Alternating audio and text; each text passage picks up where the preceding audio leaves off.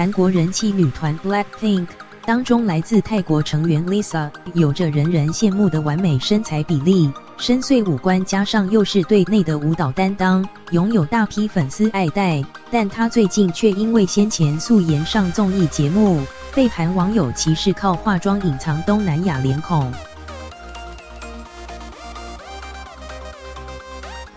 在台上露出修长美腿和小蛮腰，韩国人气女团 BLACKPINK 的泰国籍成员 Lisa 展现过人的舞技，拥有超高人气的他们最近正在举办巡回演唱会，也即将在3月来到台湾。没想到 Lisa 却被种族歧视。素颜现身 ，Lisa 卖力做起伏地挺身，在宿舍大声回答班长。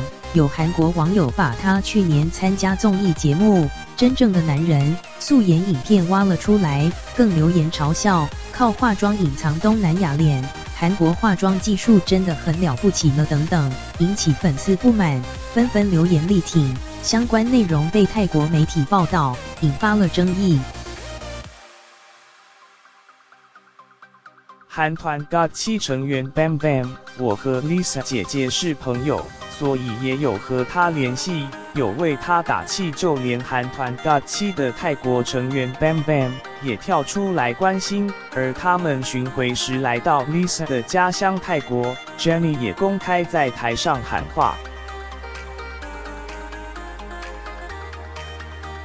Jennie，Lisa 是一个强大、积极向上的人。我想在 Lisa 的家乡告诉每一位，我们会好好照顾她的。其实 Lisa 在韩国人气相当高，去年6月开通 IG， 很常晒出工作照和素颜照，短短的7个多月时间就累积了超过1460万人的追踪，超越原本的冠军泰妍。现在却因为外貌受到种族歧视，网友缺德行径引发挞伐。